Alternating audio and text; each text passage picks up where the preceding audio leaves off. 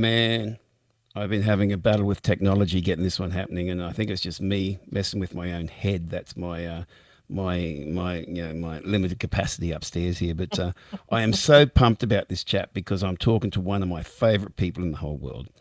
Uh, Oh, yeah, someone I can't remember when we become friends through Bluey, or was mm, it, yeah, it was through Jackass Gingers in those days. yep, Yeah. sure was. Julie McDonald, Australian icon. She's a fish in the pool. Won medals Used to at the be Olympics, and the Commonwealth Games. And what was the one where you broke? I forgot the name. The one where you broke the record. What was the Pan Pacs, Pan Pan Pacific Pacs? Championships. Yeah. That's it, mate. She's a legend. She's been on. She was on the Commonwealth Games committee. She's like anywhere you go, everyone's talking about what sport really means to our spirit as Aussies. Julie McDonald's name will come up. But mate, say we've been good. Besides all that, we've been good friends. You'd come along and you'd drink at the gigs that I'd play at, and I was like surprised. Wow, these athletes drink a lot. It goes part and parcel, I think. Does it?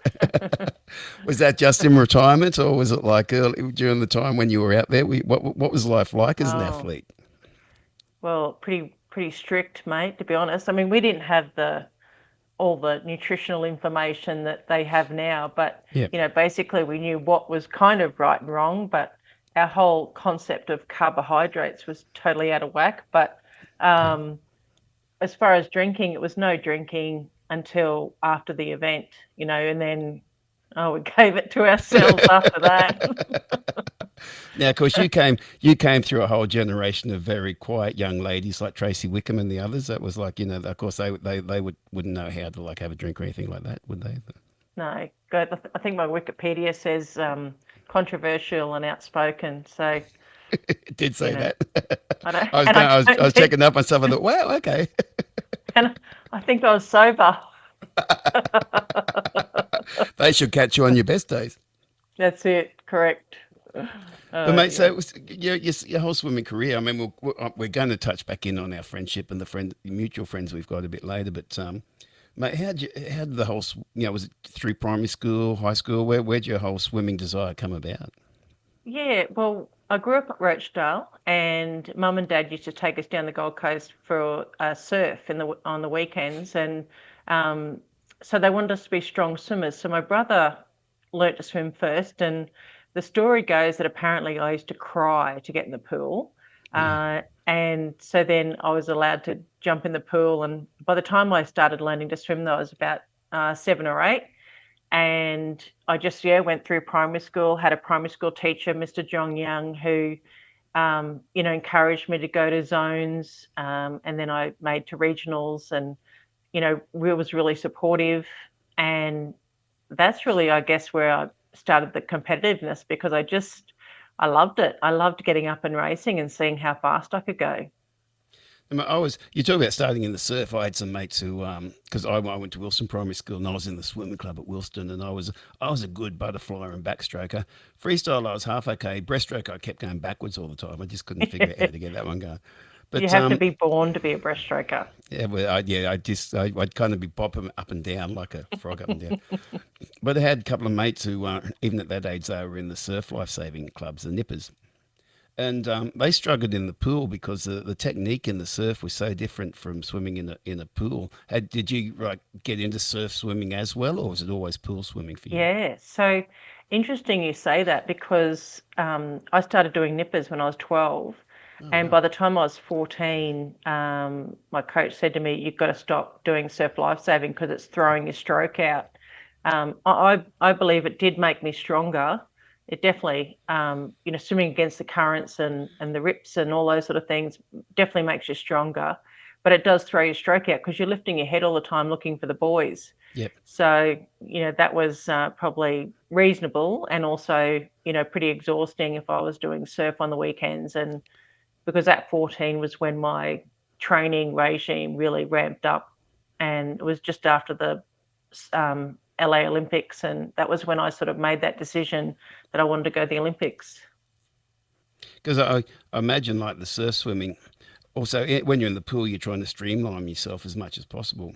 surf Hmm. swimming, you're trying to dodge sharks and currents and everything else, and your body's kind of going all over the shop. And is it? And beat people as you go Yeah, past. is it?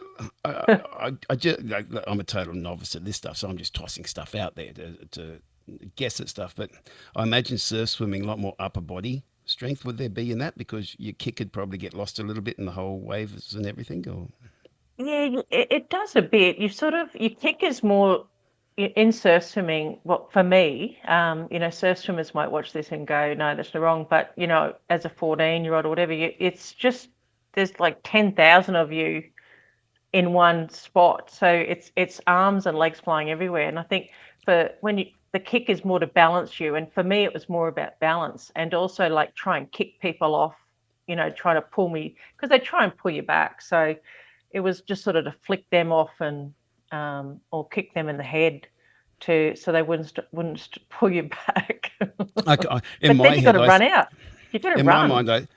mind, I see it as like the surf swimmers might be a bit like the VH, the going around Bathurst, whereas you're more like a Formula One machine.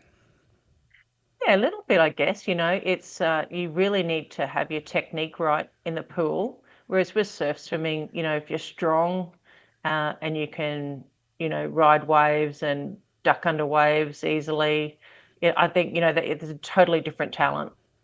Well, as you're running up the beach to the finish line as a surf swimmer, you can elbow that dude in the head, whereas you're like kind of trying to get in front of that person by a tenth or a hundredth of a second. So and I know That's that's a silly analogy, but I just no, it's imagine. true because But you're both obviously have their talents and their skills. I'm not belittling the surf swimming. I'm just saying a totally different thing from the very no, totally refined. different skills. Yeah, absolutely. You had you're streamlining your fast turns, you're trying to get, your acceleration past your leg, making sure you've got long strokes. Whereas in surf, it's strength, it's power, it's, trying to ride the waves, trying to read the surf, make sure that you get out quickly, and totally different skills, but sometimes they can come together. So like by year seven, my swimming career kind of came wrapped up, and I found what guitars were by the time I got to high school. And I played sport all through school. I was a mad cricket player, and I played soccer and hockey and all that stuff. But my worst event was cross country. I always came last cross country because I couldn't be bothered running. We'd just walk that and have fun and everything. But you always had these people at school who you knew were going to go on and be athletic champs. So by the time you got to 14, was it kind of clear that you were going to be heading that way at top of the hill? Yeah, I think I definitely had stood out as a swimmer. Cross country, I actually loved cross country. It's the only time I could ever run. And I think it was because it wasn't a flat surface. I could actually, I don't know what it was. I could do cross country. I can't run on a track.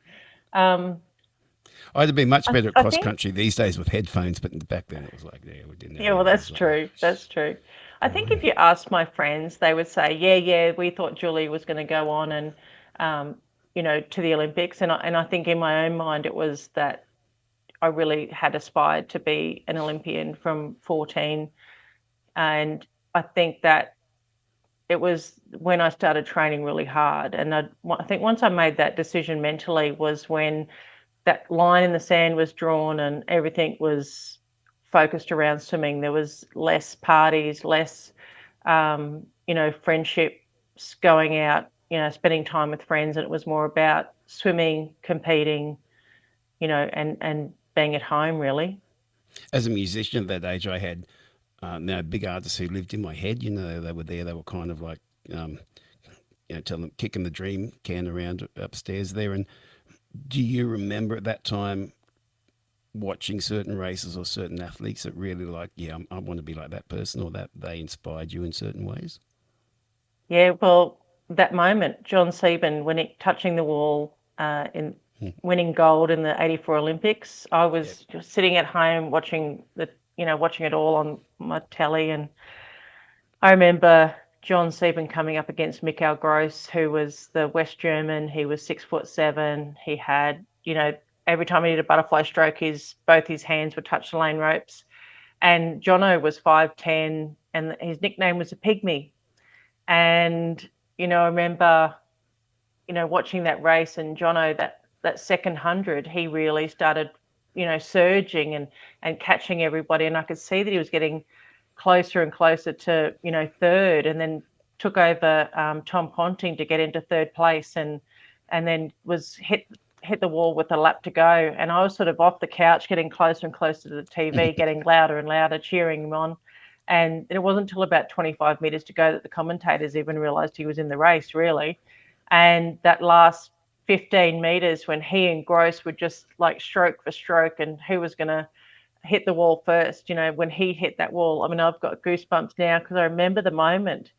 And I turned around to Mum and I said, I want to go to the next Olympics. And she just looked at me and said, sweetheart, if you train hard enough, you'll get there.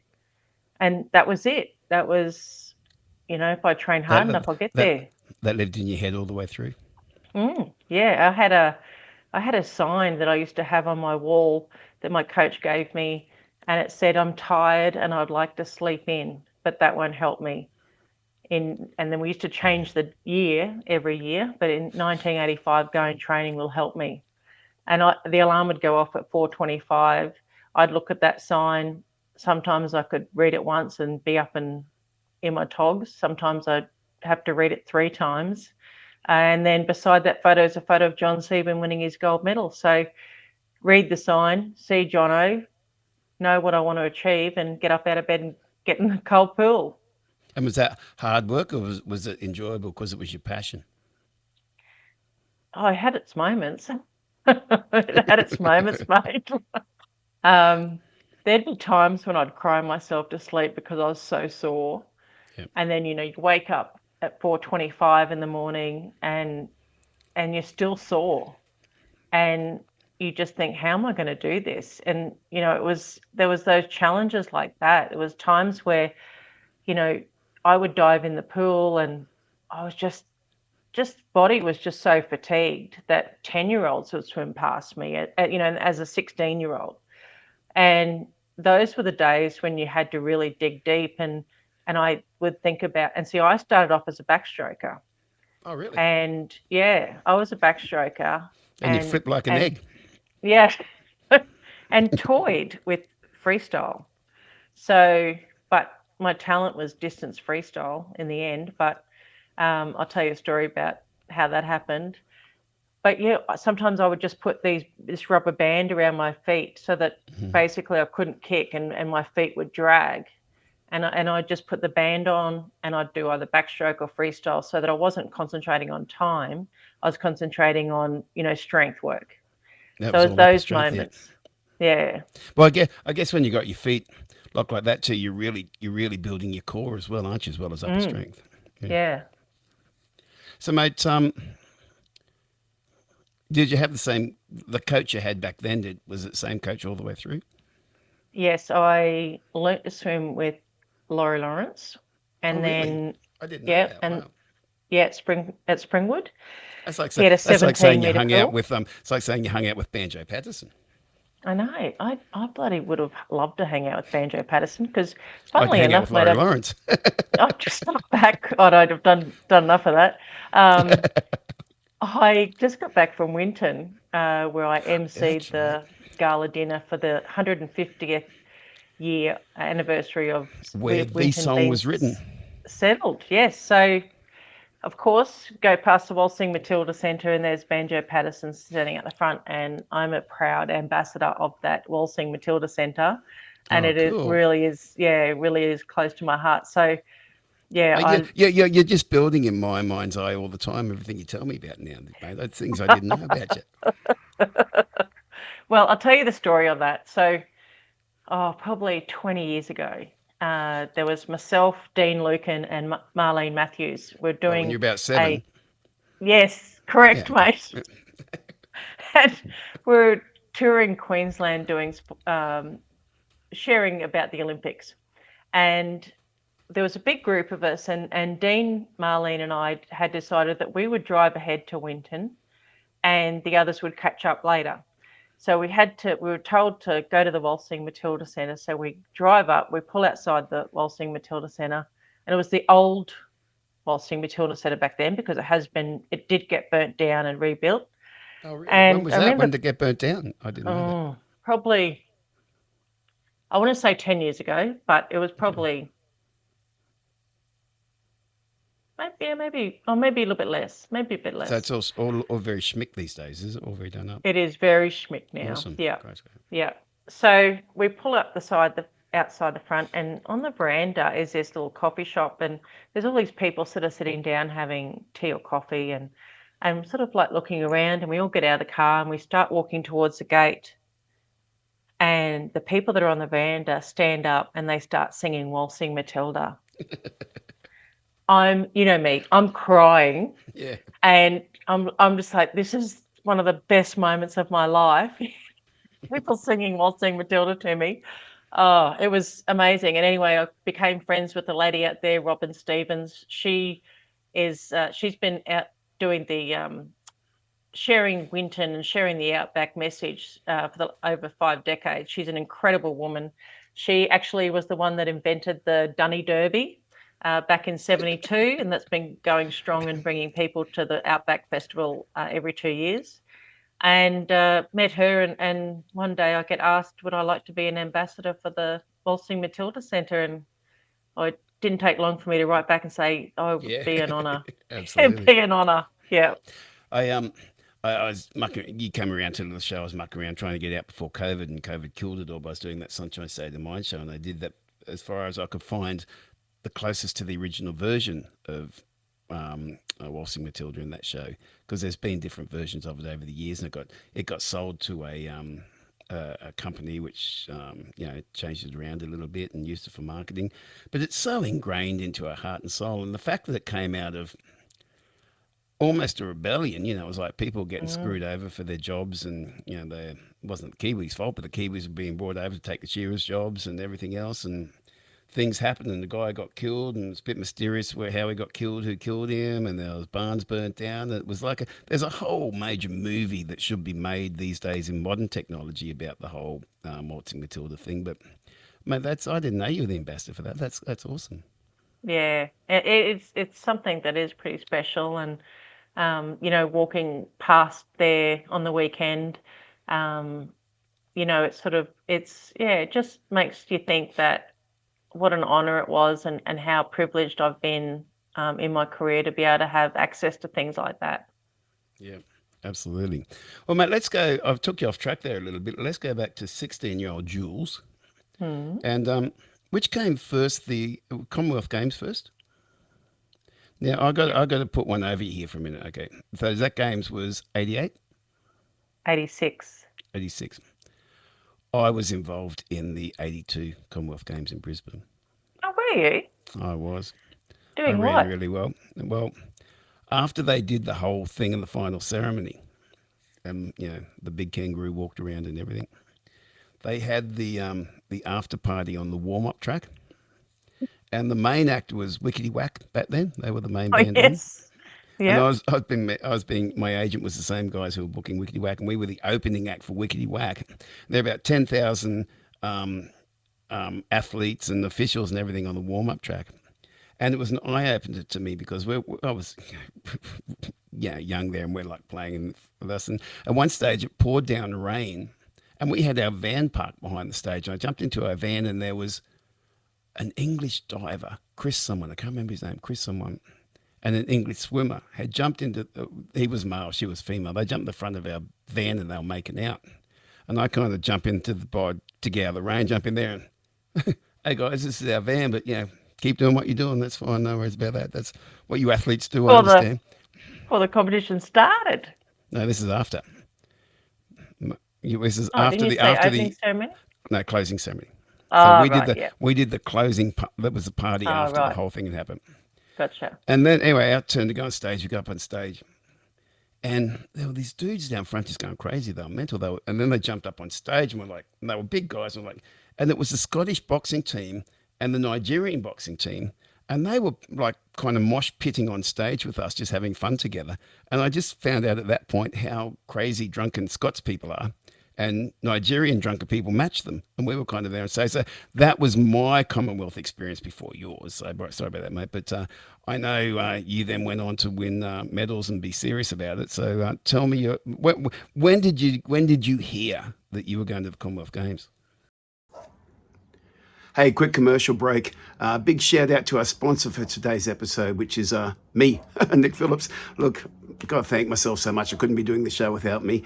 And if you get a chance, check out the sponsor's website, www.nickphillips.com. Check out my music, my videos, my bio, all that stuff, and maybe contact me and book me for a gig. That would be great. But thanks, Nick, for your sponsorship. Back to the show. So being a backstroker, So you're still a nominated, backstroker then? still backstroke at this point. Oh, So wow. nominated for the Commonwealth Games trials, and the women's 200 back was the same night as women's 800 freestyle. And Laurie wanted me to swim the 800 freestyle, and I said, "Well, I'm not swimming the 800 freestyle because it's a 200 back night." And so he said, "All right, well, then I'm going to nominate you in the 1500." And that's the last day, and that's a backup. So if you So, miss so had out, he noticed something that you hadn't quite woken up to at that stage, or? yeah, Yeah. yeah. So he said, if you don't make the team in backstroke, we've got to back up in the 1500. Now the 1500 is not competed at the Commonwealth Games, but he already had thought about that. If I swam the first 800 faster than the winner of the 800 free, that would they Right, you consider get the me for 800. selection? Yeah, right. So the 100 back, I got third, which meant I was eligible for selection. The 200 back, I got fourth. So I had missed a spot on that one. And so then the 1500 free came around. My teammate Jenny had won the 800 free. And we asked the selectors, will you consider me for the selection? And they said yes. So the first 800 meters of the 1500, I just went for it and turned at the 800 meter mark, and I'd beaten my friend Jenny's time. And there was the old Adelaide pool, and the scoreboard was on the side of the pool, so I could actually see what time I Oh, finished wow. the 800 in. And then I had to keep going, obviously. So the first 100 after the 800, I was like, waving to Laurie, waving to mum and dad as I It's all over. swam, you know, team, Signing team. autographs. And then Laurie let me do that for 100. Then he went, get going. So I had to finish the 1500. And then we went so that was when I found out I made the team. Went to Germany for a training camp before we got to Edinburgh. And the head coach, he had a final say in who swam what event. And he happened to be coach of a particular backstroker at the time.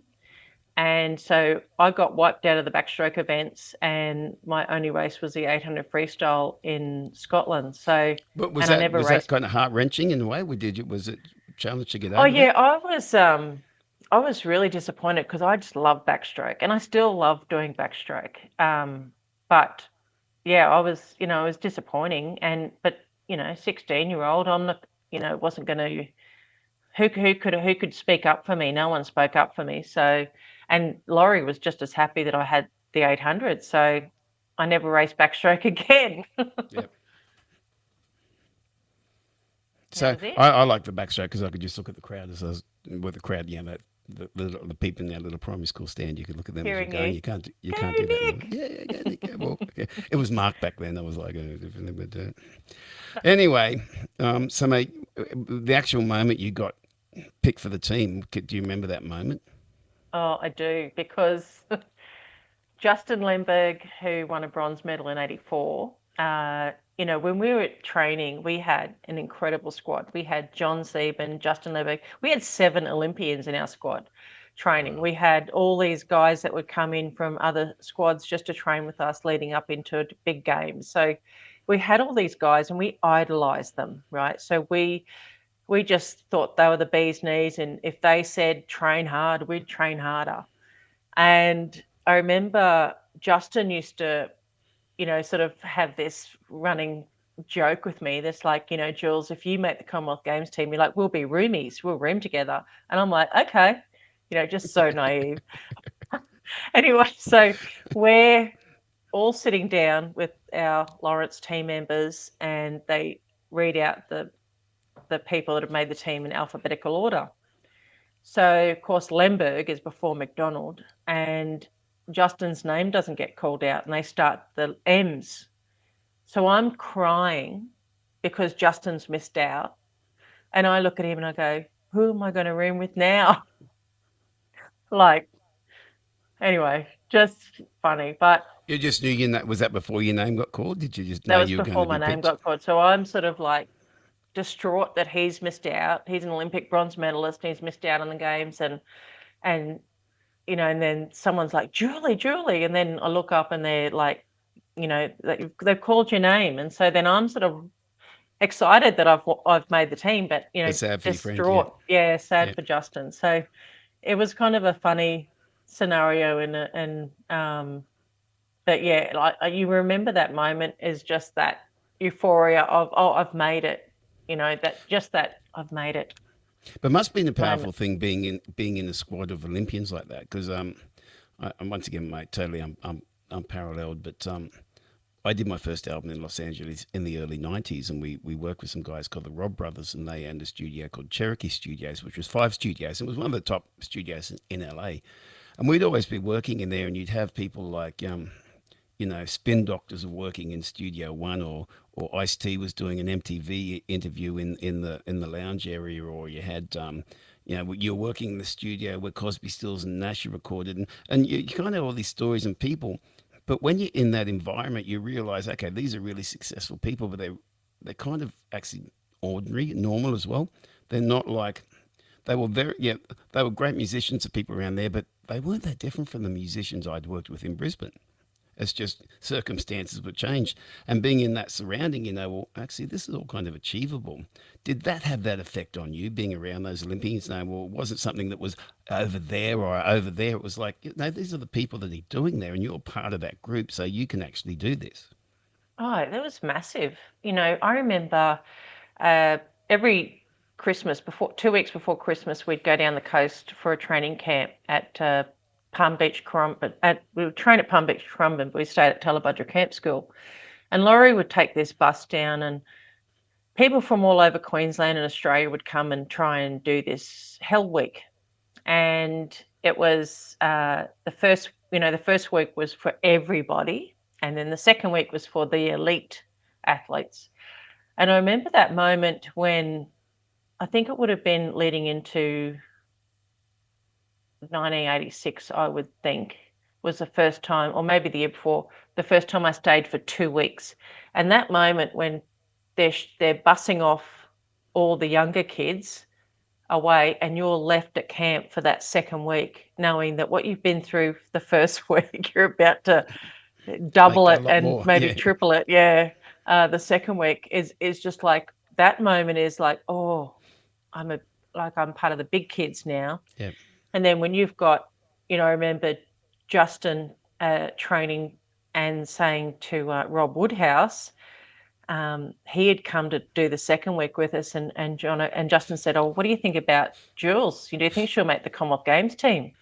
And Rob says, "Oh, I don't know, but definitely the Olympics." And I remember that moment, and there was that part of me that went, "Oh, he thinks I can make it," and then there was that part of me of, well, I'm going to show you I'm going to make the Commonwealth Games team, Yeah.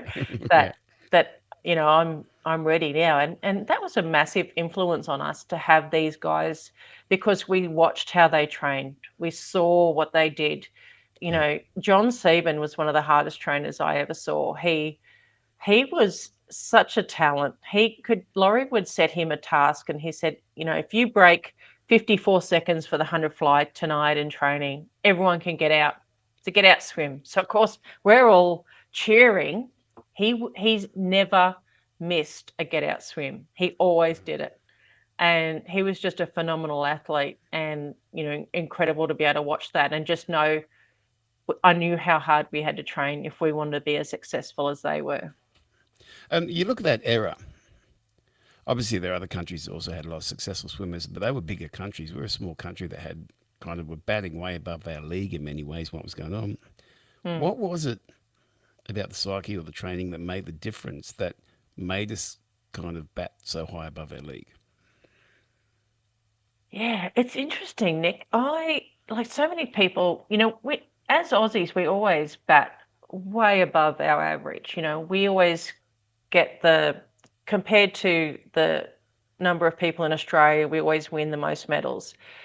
And I just think it's the way we were brought up. It's the Aussie battler in us. It's the underdog that, we're grounded, we're real, and we just were hard workers. You look at our farmers, you look at the people out west and how hard they work. And I think that was ingrained in us somehow in our DNA being an Aussie, Right. that it was just we just knew that's what we had to do.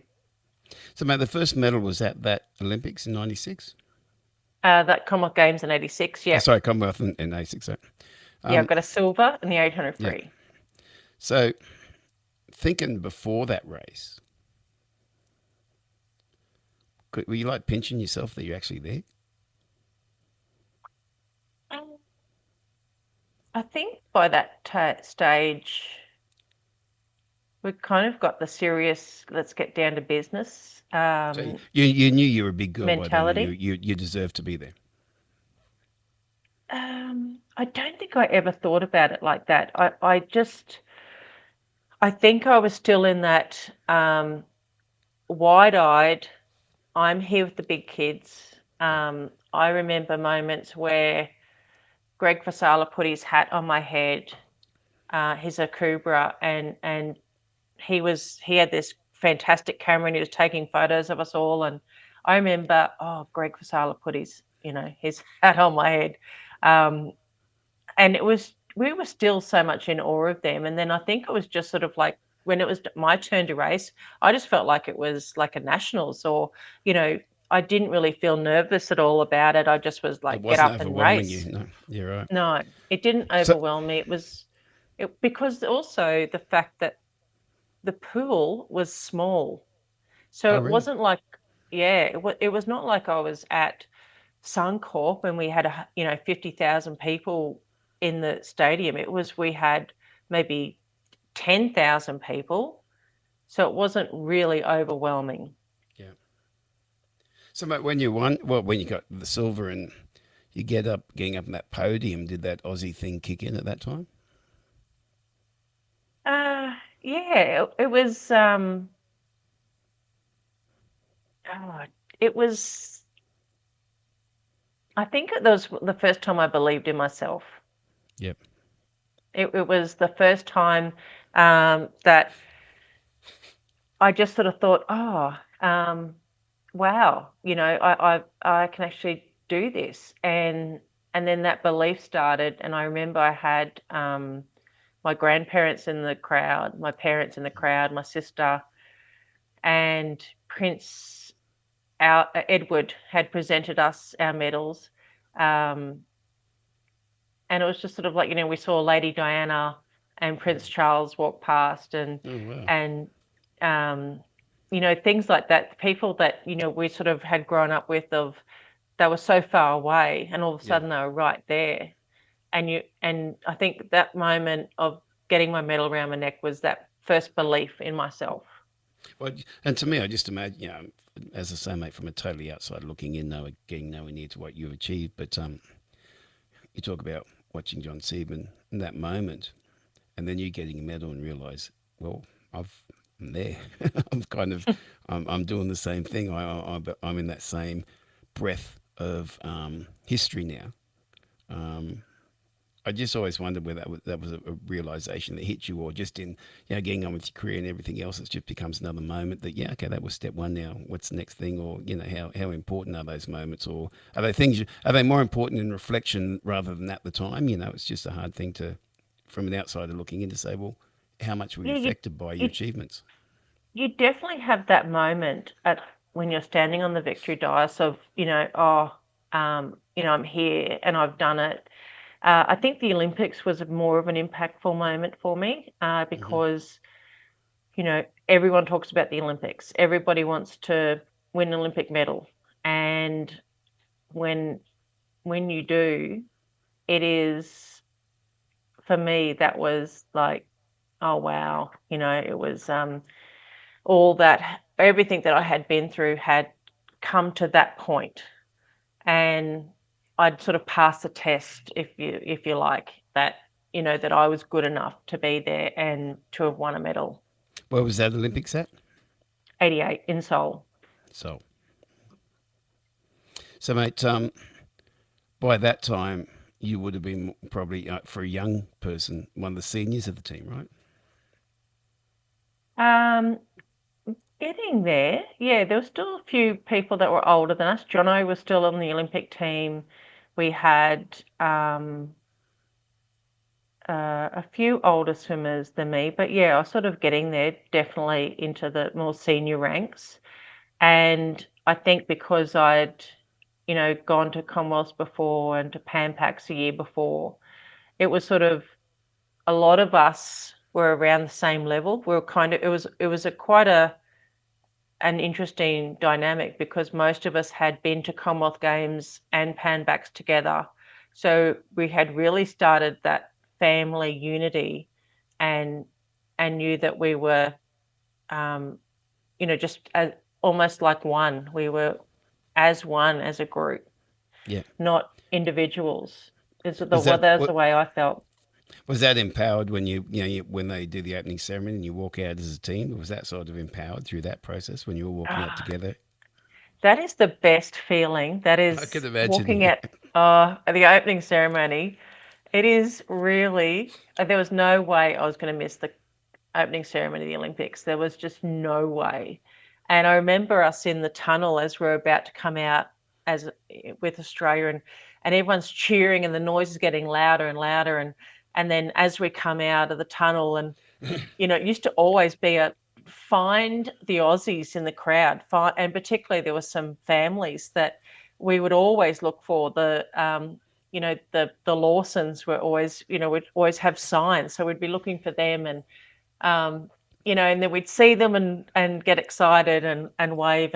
But when you walk out in the opening ceremony of the Olympics, that is a massive crowd. You've got 100,000 people cheering and yelling, and you just think they're yelling for me because you as you walk out, the cheer goes louder, and um, but it's all just momentum building up, and yeah, that is the moment where you just go, "Oh, I'm here." And I had the other moment for me at the Olympics when I realized I was there. We had been in a training camp in Canberra leading into the Olympics, and the night before we were leaving, we'd had a big dinner with all the dignitaries and things like that, and at the institute, and I had woken up at 2 o'clock in the morning, violently ill, and they had to give me a needle to stop me vomiting, and I was white as a ghost, and I just kept thinking, "Oh, they're not going to take me. They're not going to take me." And the manageress was assuring me they'd take me, and I remember getting ready the next morning and put on my uniform, look at myself in the mirror, and just thought, "Oh, I look so sick." How white I was, and and by this stage, everyone knew that I was sick.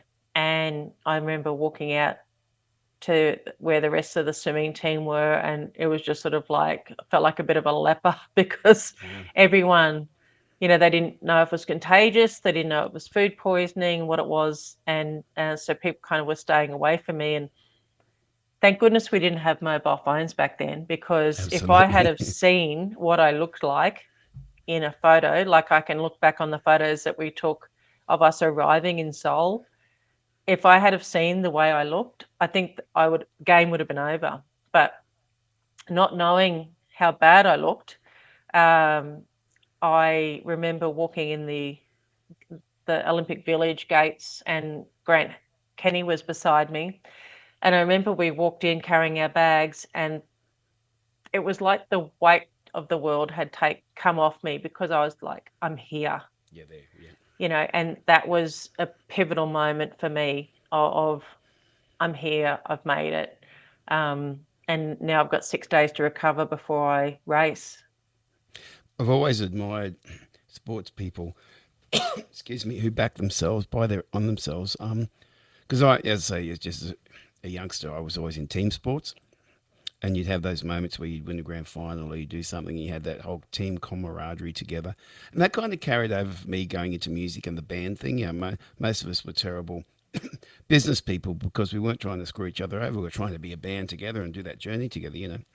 Yeah. And I always admired those people, whether it be swimmers, boxers, athletes, who, they're not leaning on the people around them to get the job done. It's just you against everything else.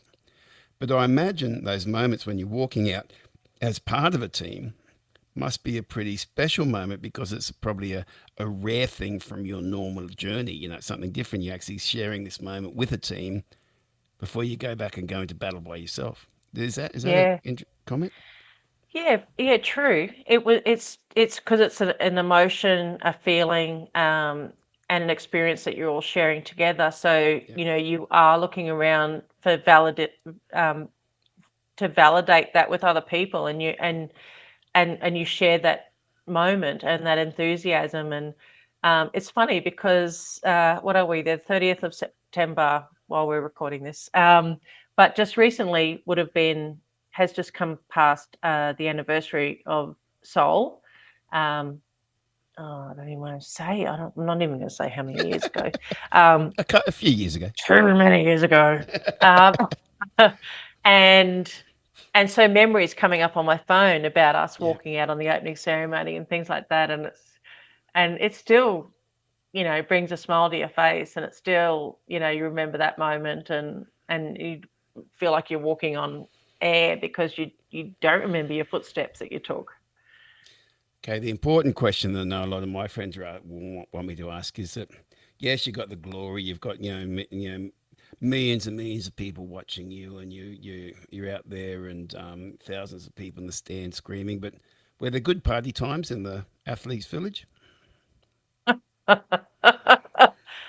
Oh, well, Soul. That was really I was 18, so I was legally able to drink. Um, we had um, basically the swimming's the first 6 days. So then you have 10 days before the end of the To fill Olympics. in. And those were the back the days, when they let you stay in the village. They don't let them stay. I think we ruined it for everyone, that they don't let them stay in the village anymore. They kick them out quickly. But so It the was the first days when the night, Broncos could go out on a Sunday night in Brisbane, have a party, get kicked out of the pubs, and not have someone filming them at the time. pretty much, mate. Yes, thank goodness we didn't have phones back then. Yeah. But we had so the first night of going out after our swimming had finished, and as you always do, you get home at 3, 4, 5 o'clock in the morning because it's your first night out releasing, and then of course you're in the Olympic Village and everyone else is getting up to compete. So by the time we woke up the next day, there's signs in the elevators, swimmers, you are not the only athletes in the Olympic Village. Be quiet when you come home. So we were like, okay, well, how can we do this and and honor other athletes? So we came up with this program that we would um, get up, have breakfast, go to the athletics all day, come back, have dinner, go to sleep for a while, wake up, go out all night, come home when it was breakfast time, eat, sleep, go to the athletics, come back.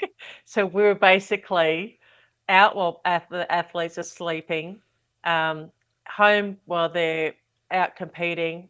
Would go out then watch them compete, come back, eat, go to bed, and we did that for 10 days. It was Now, epic. anyone listening to this, especially if you're a young athlete, I hope you realize that any other chat you'll get, you're not going to get the information on how to really live a fulfilled life that you're getting in this conversation. And that you should be taking notes. And any events you're at, take Yeah, this that's as it. experience from someone who's been there, done it, and done it very, very well. It's called endurance. So, so mate, we get to the Pan Packs, and you did a bit of a world record thing, which hung around for quite a while, right? Yeah, so Pan Pac's 87. So the year before the Olympics, year after Commonwealth Games, I remember being at the training camp and Bill Sweetenham's come in and he's gone, oh, Janet Evans has just broken the world record. And I was like, She I was the remember American. thinking, She was the American, wasn't she? American. Yeah. And I just remember thinking, who's Janet Evans? I'd Yeah. never heard of her. She's short. And she's very short and very skinny. And anyway, I remember thinking that's okay, and continuing on with my training. And I had the 400 and the 800 at Pan Pac. So the 400 free, I I felt okay. I got second in the 400 to Janet, but the last 50, everyone was saying, "Oh my goodness, you are catching her. She's starting to get tired."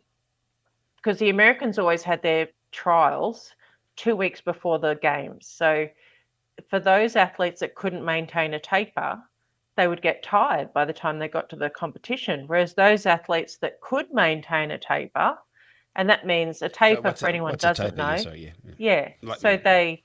Yeah. they're um, you do all this mileage, you do all this hard work, and then basically 12 weeks out from a games, you will just slowly start to decrease the amount of mileage you're doing. You would do more speed work, you do more resting, more fine tuning, turns, starts, things like that, so that you become fresher. So that by the time you get to the competition, you're fresh, you're relaxed, you're rested, and you're ready to race. So with the Americans having their tapering for their trials and then having to maintain, not be able to go back into hard work, not be able to, have to maintain that rest period for that extra long, doesn't always suit everyone. And it wouldn't, and the way they do it now would not suit me either. The way that they have the trials, 2 weeks before a games, that would not suit me at all. But fortunately, when I swam, Australia had their trials in the February, and then the games were usually in the July. So we had, a good another 6 months to be able to get back into that really hard training and then be able to taper off again. Yeah. Anyway, Evans was tiring, and so everyone was saying to me that 800 is yours. You can win this. Um, she's she's fatigued. So I remember normally I would do between 1500 and 2K warm up before a race. And I remember diving into the Chandler pool for the 800 warm up. And I've done 100 meters and I've got out and I've said to Laurie, I feel fantastic. And he's like, you need to do more. And I'm like, no, I feel fantastic, Save like that I've energy. never Yeah. felt before. Yeah. And anyway, he said, just do a couple more hundred. So I did a couple more hundred, got So out. he respected your position, what your experience. He respected what you knew, what your Yeah, body was doing. Yeah. yeah, at 17, mind you. Anyway, so got ready for the race and walked out and behind the blocks and the first 200 meters, Janet Evans and I just basically eyeballed each other for the first 200. And normally in my races, I don't always go out real fast, but I come home really fast. It's what we call a negative split. The second half of the race is faster than the first. And it was just that the more I went, the faster I got. Once I warmed up, I was, could just keep going. So at the 200-meter mark, and Janet and I in the lead, and I just turned and I remember pushing off the wall and I just went, I'm going to go for it. So I just went for it. And I remember around the 600-meter mark, I was about 10 meters ahead of Janet, Laurie, and all the Canadians, my friends. I could see my teammates, Andrew Baildon and all these people waving their Rob Bruce and waving their towels and waving their shirts, all cheering for me. And I had this moment where I thought, I wonder if I'm on world record pace. And I was like, I just kind of dismissed it, and then I was just like, keep going. And anyway, that last So you remember 50, you remember having that distinct thought. I remember having that distinct Wow. thought, yeah. And then touched the wall. I'd missed the world record. I'd missed Janet's new world record by zero point 0.7 of a second, but I'd broken the old world record, and so which was a new Commonwealth record, and that Commonwealth record stood for 21 years. I did break it the next year at the Olympics, but yeah, so I held that record for 21 years. So that was also pretty special. Mate, in today's technology with the new methods of training and everything else, I know to have a record for 21 years, that's just got to be like no wonder you got your Australian Order of your medal, mate. That's like I don't know the name of it properly, but the medal they Order of gave you Australia medal. being a super Aussie, it kind of makes Super sense. Aussie. When you get a record for 21 years in this day and age, I mean, that's absolutely amazing. Um, Thanks, mate. oh, it's brilliant, Jules, and and the fact that I'm not I'm not belittling you in this, but the fact that you have achieved so much in your career, done so much, and I just mean it as such a down to earth, normal person who parties along with the best of them as anyone can, and have amazing son. He's just like what a brilliant what big little lad, no little lad. Brilliant little kid he is. Yeah, 6'4". absolute lovely guy. Love, I've had a few times to hang out with him now, and he's really switched on. He's very very good. But mate, the fact that when I first met you, I obviously knew who you were as Julian McDonald, but we met in the pub. We met. I can't even remember the first time you might have been there with Tracy or some of your friends, and it was a bit of a party generation you guys had in retirement that you kind of got. You didn't. Um, Bonaparte's. That'd have been the party at Bonaparte's. was it first time Bonaparte's? Was it? Hmm. Now, of course, we had the guy who was managing that place, and then we hung out a lot at Jack Ass Ginger's in the mighty Caxton Street. Was a guy called Peter Green, and I know that you're friends with Carl Rackerman, all of the sporting people, Tomo, and everyone around the place. But Peter Green, he was a publican. He was a bloke who he played football when he was young. Played for Norse, I think he was playing it in Valleys. As a publican, he was doing a job up in the Whit Sundays, and he had his eye pulled out, and he had a glass eye when I got to know Pete. But of all the characters you've met across your career, have you ever met anyone like Peter Green? No, no. And immediately you say glass eye, I go for my glass, and I need to go tink, tink, tink with this Now, glass. yeah, put that in context. I first met Pete when he was managing the Hamilton Hotel. Right, and I'd Hmm. play there regularly. And at one stage, he did some drumming for Old 55. He was a drummer. And he always like that. He'd get me play two songs, Cool Change and A Daydream Junior High School. And I'd get him up to sing that with me. He was the publican, right? This is the guy who was the running the pub.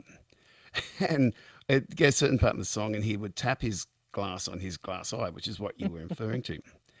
And a couple of times, his eye fell into his glass. We're on stage, and he's fishing his eye out and putting it back into his eye. But Oh my God. you and I caught up because Pete passed away a while ago, and he was a ladies' man, to put it mildly. He tried having a settled down life, but he was never that kind of guy. He shared a house at a young age with Jeff Thompson, the amazing fast bowler for Queensland and Australia, and him and Tomo were thick as thieves. And he'd follow Tomo around the world and would kind of become friends with everyone from Viv Richards to Elton John to Eric Clapton. And Ah. he'd tell me all these stories about these famous people he knew. And I thought, when I first met him, I thought, this guy's full of shit. He's like bullshit, yeah. And I'd be packing up my gear, and it would take me next to hour to get out because Pete would be telling me these stories. And he'd tell this one like about Steve Rambuka in Fiji having him in a headlock with a gun to his head.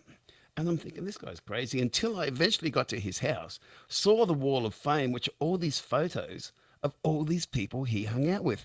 And he wasn't a famous person. He was just got to meet all these famous people. But because he was a rough diamond.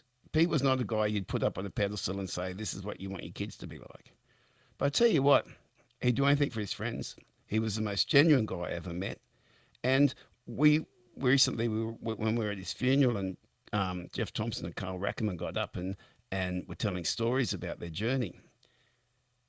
It wasn't disrespectful, but it was the funniest and most enjoyable funeral I've ever been to. And that says a Mhm. lot about the man. So that's my little take on Pete. But one of the things I said we would talk about here was about our mate Pete. And mate, I just throw it over to you because you had a longer relationship with him. And what's your story of Pete Bluey Green? I I met Blue at a function, and I was terrified of him because he was a ladies' man, and I was just I was terrified. When you said that, I'm like, yeah, okay, okay, I know what you're talking about. And he like kept bugging me. You got to come to this bar, come to this bar, come to this bar. Anyway, I was like, oh my God. All right, I'll come to this bar. So I rang my girlfriend and said, can you come with me? Because then you can drag me out because I'm terrified of this guy. Anyway, I get to this bar, walk in, Jackass Gingers. There's this big wooden Indian there. There's Nikki Phillips playing because I remember you as Nikki Phillips. I Yeah, was just man. like, oh my God. And there's it's an American sports bar. It's got the big long wooden bar. It's got sporting memorabilia everywhere. And I was just like, oh my goodness. Well, I just told my girlfriend, go home, I'll be right. Don't worry about me. And over the years, it just became, you know, anyone who was anyone at the bar. I've just been scanning my photos into my computer, all my old uh, real photos. And, there's photos there with Wayne Grady, and obviously we're all very drunk. And there's Wayne Grady, there's Beefy, Ian Botham. Ian Botham, yeah. Um, it's just like, talk about pinch me, with all these sporting icons, Carl Rackerman, who then ends up becoming a really good mate. And just anyone was there, and Blue knew them all, and Blue had stories of them all, and it just felt like part of the family. And so much so that when Zach was born, we asked Blue, would he be Zach's godparent? Yeah. And I think it was the first time Blue had ever been in a church for Zach's christening, and and was definitely, I know it was a big highlight of his.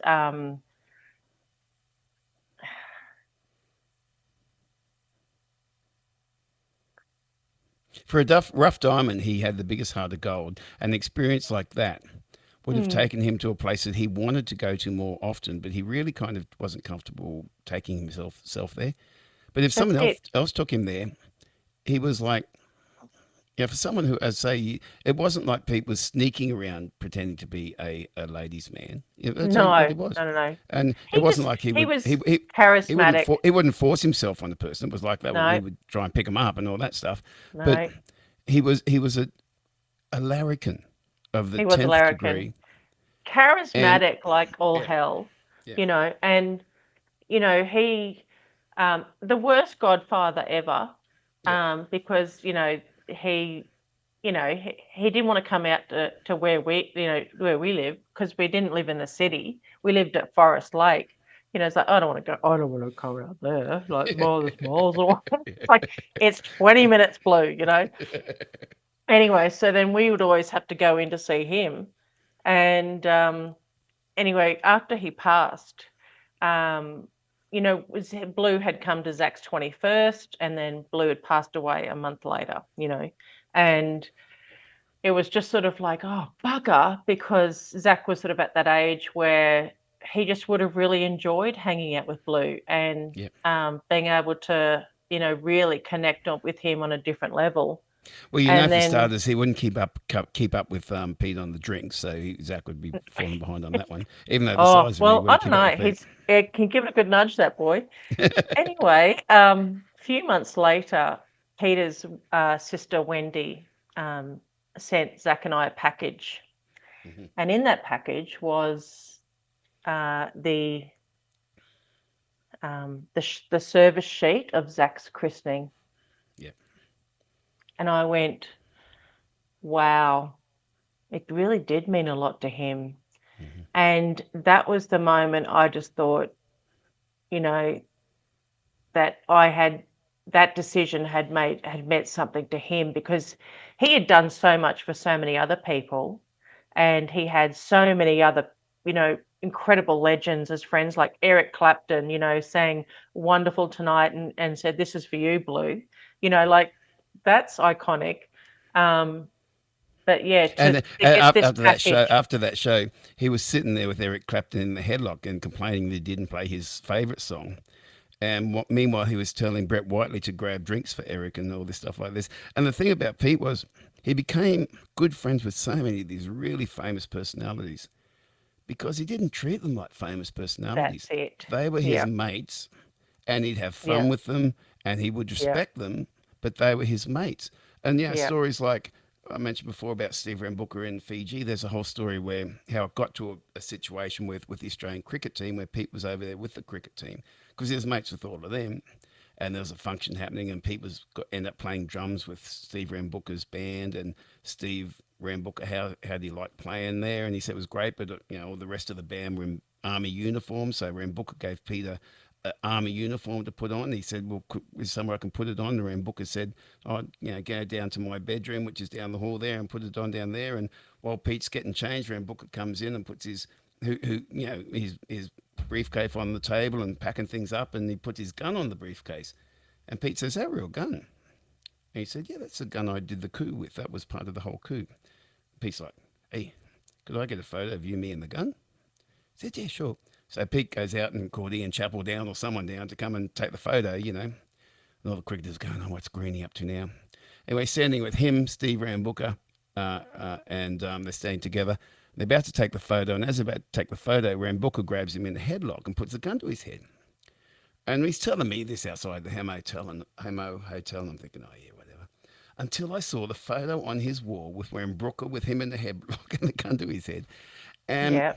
one of my biggest regrets before Pete passing was I'd always said we need to do a book called The Famous Peter Green with a big question mark Oh, yeah, I and know, capture right? all these stories about Viv Richards, Tomo, everything else, and put them in. So, mate, one thing I will toss out to you now, and I'm really so appreciate you doing this chat with me, Jules, but I think it would be great if one night we could get maybe Mocha and a few other people on and we actually do a Peter Green episode and between us tell that Greenie story that is worthwhile being told because we live in a country where, global conditions and the way things are changing. One of our one of our greatest gold medals is the fact that we have that Aussie larrikin spirit still within us and we can't let it go. And I think it's something we should celebrate, not from a negative point of view, but from a positive point of view of accepting each other just for who you are. Yeah. Yeah, that'd be awesome. He was the most unique person I've met for a long time in my life. He just made you feel comfortable, and like you said, with all the celebrities, he just treated them like they were normal, and Yeah, they appreciated that. yeah, yeah. Mate, what do you? So, we'll hopefully we can reconvene and do a whole bluey thing at some time. That would be really good. I'd love to do that. But, mate, what's your story now? Where are you up to in your life and what's happening? Oh, well, I've COVID killed my speaking and MC business pretty much overnight, and Yeah, I know that story. yes, speaking to a musician, and we, I basically Actually, then went. hang on. I won't drag you into this, but me saying this, COVID had an effect, but the government were 10 times worse. So I'll just put that out there. But anyway, Yeah, I'll leave that. don't start me.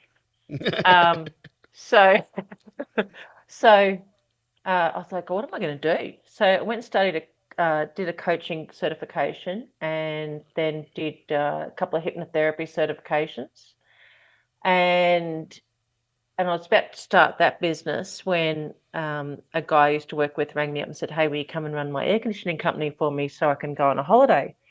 So I've kind of been there for like 3.5 years, and I've done another hypnotherapy certification since then, of a therapy called rapid transformational therapy, which is about getting quick results through getting rid of beliefs, things that stop you, fears, stories that you've told yourself all your life, that may or may not be true, because our subconscious mind just builds that, and that becomes the truth.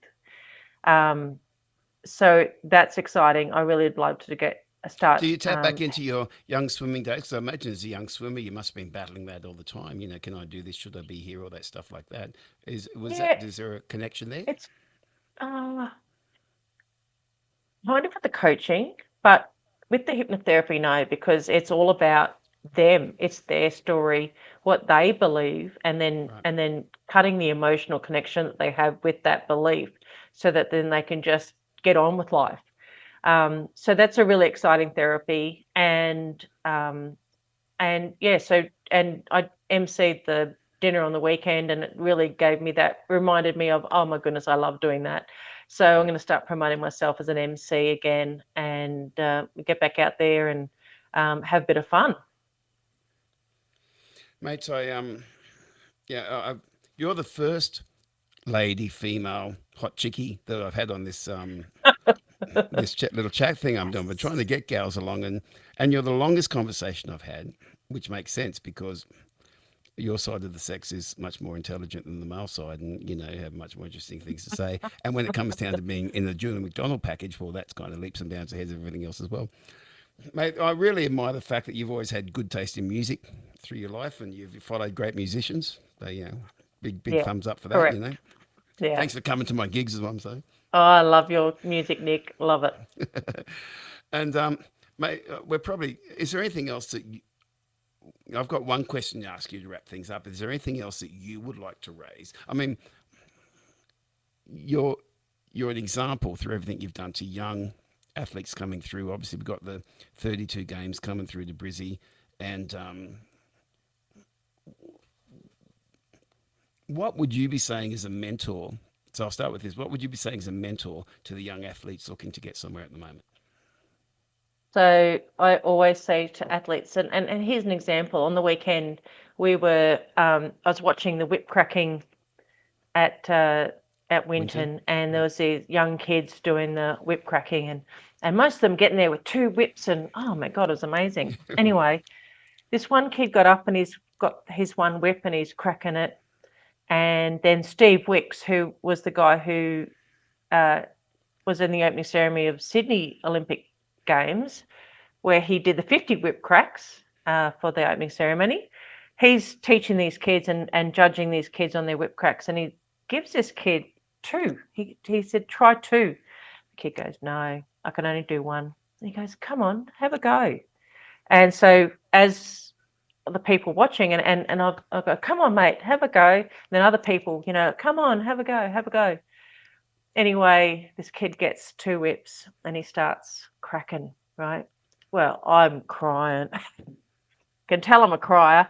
Um, I'm crying because I'm so inspired by this little kid who just had a go.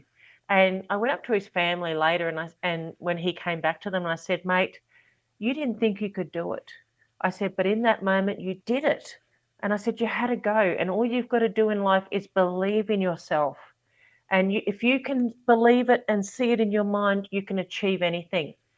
Anyway, they probably thought I was some crack job, and thanked me and later on.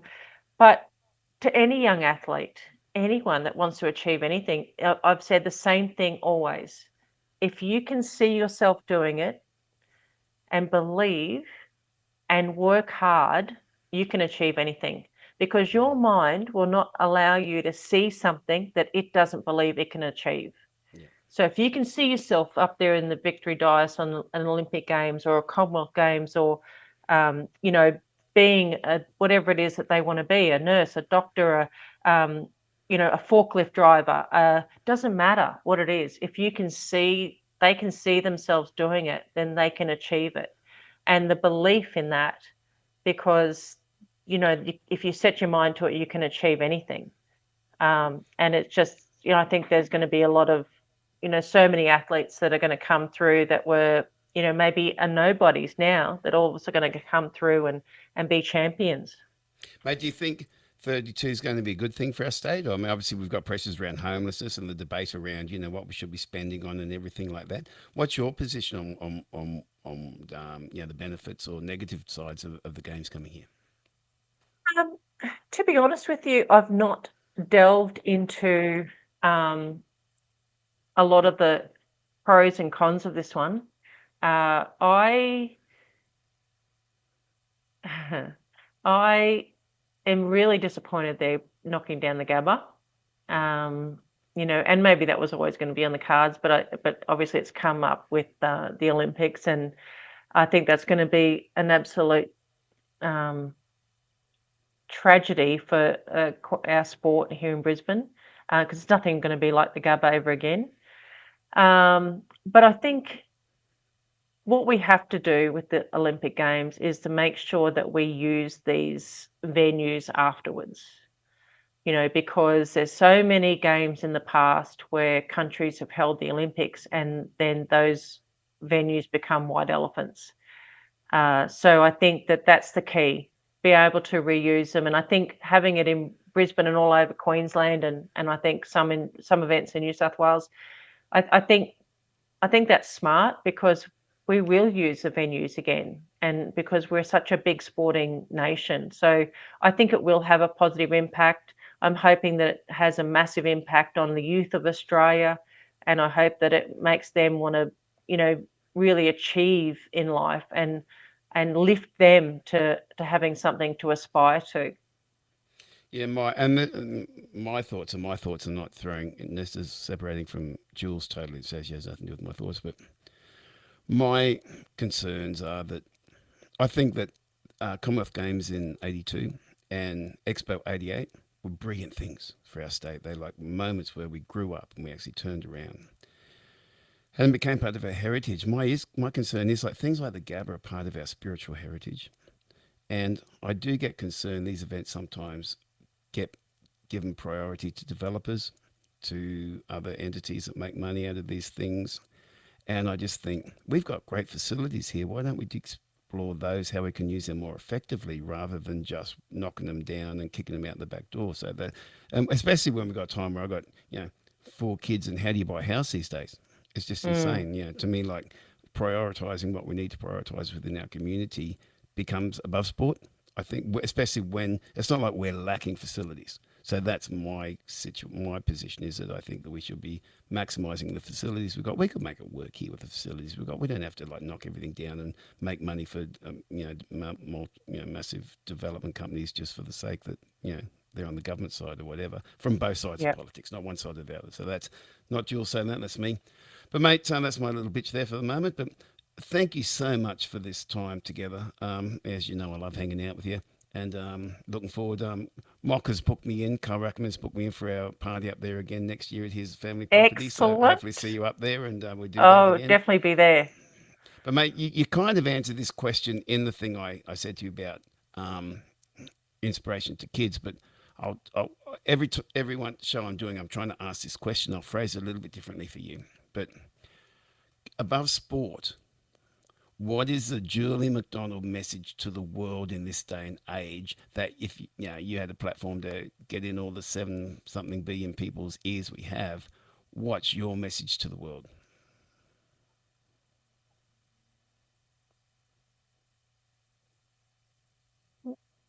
I think that it doesn't matter who you are, where you come from, what you're aspiring to be. Keep your feet on the ground, kick your shoes off, ground yourself, stay grounded, stay real, because there's too many false people out in the world these days that are trying to be someone that they're not. Just be you and embrace who you are, your quirkiness or your genuine abilities, and just be the real person, the real you, and not worry about what anyone else thinks. And I think it takes a long time before we can work out that it doesn't matter what anyone else thinks. It's what we think of ourselves. Mate, that sounds like a summation of the Australian spirit. Someone should make you the ambassador for Waltz and Matilda. Yeah, sounds good, eh? Hey, love you, sister. Thank you for your time on doing this. Love you too, Nick. Thanks, buddy. I Cheers, mate. appreciate the having me on.